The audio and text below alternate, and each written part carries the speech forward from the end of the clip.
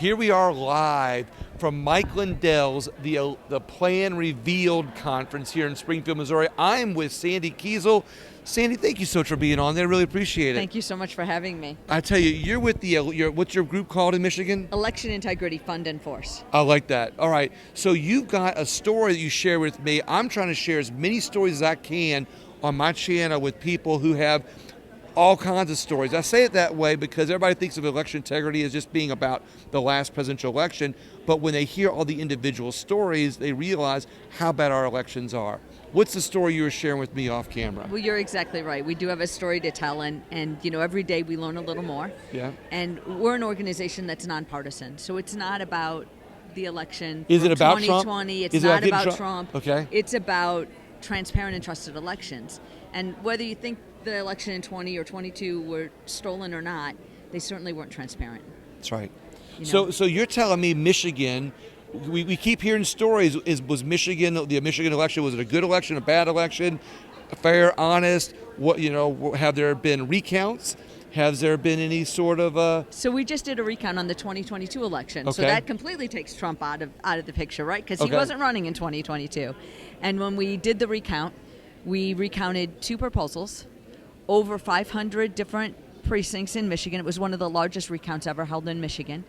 And the results of that were, on the one proposal, 100% of the counties that we tried to recount had some problem. 100%? 100%. And that includes ballots being tampered with, illegal containers that ballots were in, locks, seals that were broken, to the counts not matching what the machines counts. So this wasn't even a presidential election. This was just a statewide election of your state reps, now of course your state reps, your statewide election, your Secretary of State, those people are all the people that benefit from secure and safe elections, right? Right. And you're telling me that 100% of the precincts had problems. In one of the recounts that we did. The other one we counted, just to be fair, we counted more on the other proposal. And that proposal, we found 70.3% of the precincts that we tried to count, or the counties that we tried to count, had a problem. And what was that recount? Same kind of issues.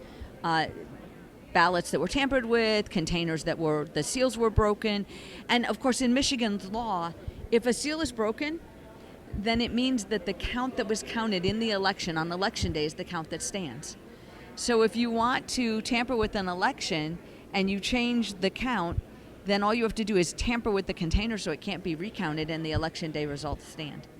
And with that happening, that's happened afterwards. How many machines did y'all find like that?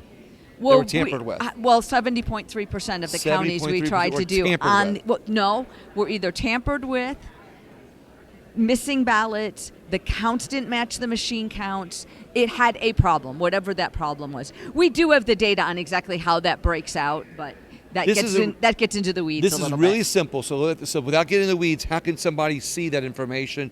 Do you all have that information made public? They can go to our website, and there's a brief video there that talks about what we saw, and there's a presentation up there that they can see some of the numbers, and there's going to be a lot more coming out about this over the next weeks to come here. So what is the website that anybody can go to see this information? ElectionIntegrityForce.com. ElectionIntegrityForce.com. ElectionIntegrityForce.com. All right. Any final words? Anybody else that doesn't believe that we have problems with our elections?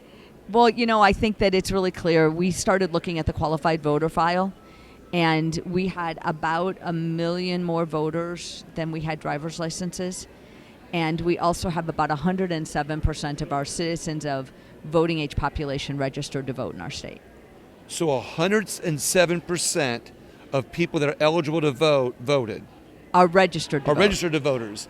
And then 1 million more people voted. 1 million more people are registered to vote than we have driver's licenses. And that's part of the 170%. And interestingly, we were just looking at data on the way here, and it looks like we've had a huge spike in the driver's licenses, increasing over the past 2 years since we've started talking about how many more voters we had than driver's licenses. Amazing how that little readjustment happens. Yeah, that little readjustment there. Sandy, thank you so much. Thank you so much all for this your time. information, please, everybody, share the video, share it, and go to the website if you want to find out more about what they're working on. Thank you all so much.